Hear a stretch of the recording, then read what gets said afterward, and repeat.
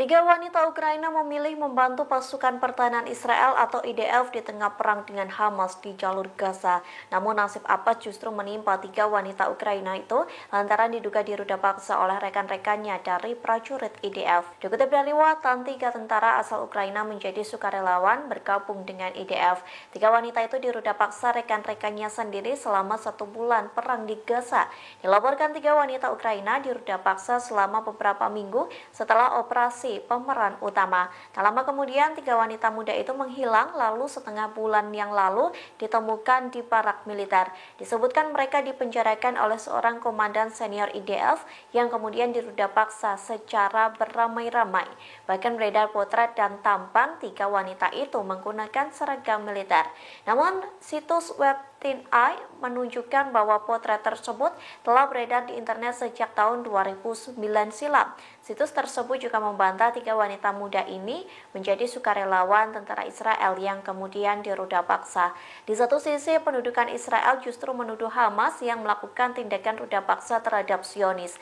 Sayangnya hingga saat ini tuduhan-tuduhan tersebut tidak pernah terbukti. Sebaliknya, pakar hak asasi manusia PBB menyerukan penyelidikan independen terhadap pelanggaran Israel. Pasalnya, Israel diduga melakukan kekerasan seksual, ruda paksa hingga pembunuhan terhadap perempuan Palestina.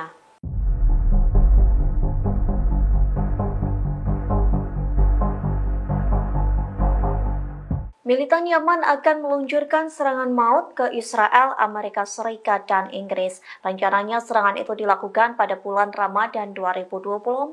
Bahkan Houthi telah merilis video pejuangnya melakukan latihan dalam penyerangan itu. Adapun video itu diunggah oleh Telegram Houthi seusai militan Yaman meluncurkan serangan besar-besaran ke kapal Amerika Serikat di Laut Merah. Lantas Houthi menerbitkan video latihan militernya. Dalam video itu terlihat militer Houthi melakukan penyerangan terhadap tiruan pemukiman Israel. Rencananya Houthi akan meluluhlantakkan pemukiman Israel di Dimona yang berada di dekat pabrik nuklir. Selain menyerang pemukiman Israel, Houthi juga akan menyerang pasukan Amerika Serikat dan Inggris.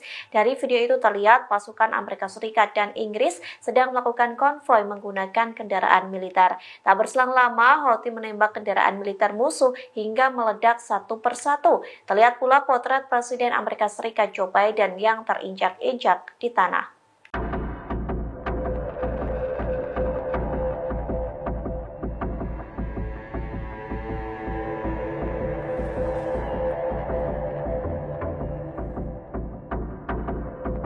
Presiden Amerika Serikat Joe Biden turut menyambut bulan Ramadan pada Minggu 10 Maret. Bahkan Joe Biden memberikan ucapan kepada umat Islam di seluruh dunia yang merayakan bulan puasa.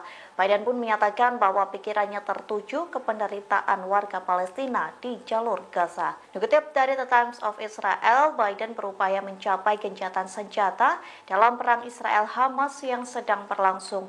Ia mengatakan penderitaan rakyat Palestina akan menjadi perhatian utama banyak orang selama Ramadan.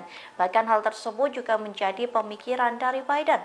Lanjutnya, Presiden Amerika Serikat ini mengatakan bulan suci ini adalah waktu untuk refleksi dan pembaharuan. Ia pun menyoroti tahun ini merupakan waktu yang sangat menyakitkan lantaran perang di Gaza menimbulkan penderitaan bagi rakyat Palestina. Biden pun mengatakan hampir 2 juta warga Palestina terpaksa mengungsi akibat perang. Pihaknya mengaku akan terus memimpin upaya internasional untuk memberikan lebih banyak bantuan kemanusiaan ke Gaza. Tak hanya itu, Biden mengaku terus bekerja tanpa henti untuk melakukan gencatan senjata segera. Ia berharap gencatan senjata itu berkelanjutan setidaknya selama 6 minggu sebagai bagian dari kesepakatan pembebasan sandera.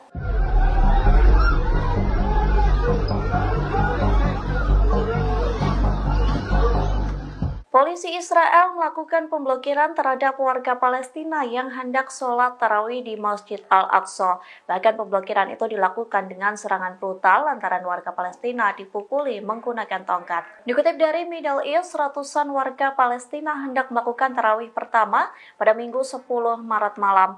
Adapun mereka melaksanakan sholat tarawih di Masjid Al-Aqsa yang berada di kota tua Yerusalem Timur yang diduduki.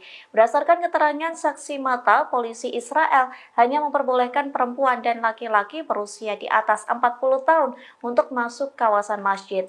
Dari video yang diunggah Al Jazeera, terlihat sejumlah polisi membawa tongkat. Secara brutal mereka memukul ratusan warga Palestina agar tak masuk ke kawasan Masjid Al-Aqsa. Teriak dan jeritan kesakitan pun terdengar di tengah pengusiran brutal tersebut.